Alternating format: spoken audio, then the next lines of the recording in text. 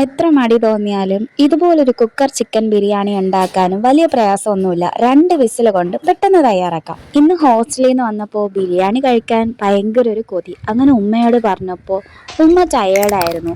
എന്നാലും ഞാനും ഉമ്മയും കൂടെ കയറി കുക്കർ ചിക്കൻ ബിരിയാണി ആയതുകൊണ്ട് പെട്ടെന്ന് അങ്ങ് തയ്യാറാക്കാമെന്ന് വിചാരിച്ചു.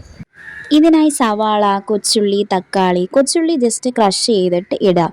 പിന്നെ ഒരു മിക്സിയിൽ പച്ചമുളക്, ഇഞ്ചി, വെളുത്തുള്ളി ഗ്രൈൻഡ് ചെയ്തിട്ട് ചേർത്ത് കൊടുക്കാം. ഇനി അടുത്തത് മസാലാസ് ചേർത്ത് കൊടുക്കാം. അതിനായി മഞ്ഞൾപ്പൊടി 1 ടീസ്പൂൺ, മല്ലിപ്പൊടി 3 ടീസ്പൂൺ ചേർത്ത് കൊടുക്കാം.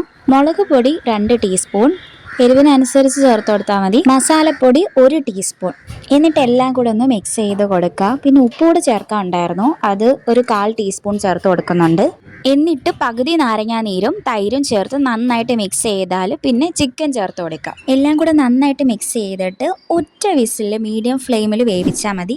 1 വിസിൽ കഴിഞ്ഞിട്ടുണ്ട്. ഇനി നമുക്ക് ഇതിലേക്ക് അരിയും വെള്ളവും ചേർത്ത് കൊടുക്കാം. 2.5 നാഴി അരിക്ക് 2.5 നാഴി വെള്ളം ചേർത്ത് കൊടുത്തിട്ടുണ്ട്. എന്നിട്ട് നന്നായിട്ട് മിക്സ് ചെയ്ത് കൊടുക്കുക. ചിക്കനൊന്നും പൊടിയാതെ സൂക്ഷിച്ചൊന്ന് മിക്സ് ചെയ്ത് കൊടുത്താൽ മതി. എന്നിട്ട് നമുക്ക് കുറച്ച് ഉണക്കമുന്തിരിങ്ങയും ഏലക്കയും ചേർത്ത് കൊടുക്കാം, നല്ലൊരു മണമൊക്കെ വരാൻ വേണ്ടിയിട്ട്. പിന്നെ ഗ്രാമ്പും പട്ടയും. ഇനി ദേ അടച്ച് വെച്ചിട്ട് ഒറ്റ വിസിൽ മതി. നമ്മുടെ കുക്കർ ചിക്കൻ ബിരിയാണി പെട്ടെന്ന് റെഡിയാവും. ബിരിയാണി ലവേഴ്സ് ഉണ്ടോ എന്നെപ്പോലെ? ഇങ്ങനെ കൊതിയൊക്കെ തോന്നുമ്പോൾ ഈ ഒരു റെസിപ്പി നിങ്ങളൊന്ന് ട്രൈ ചെയ്ത് നോക്കുക.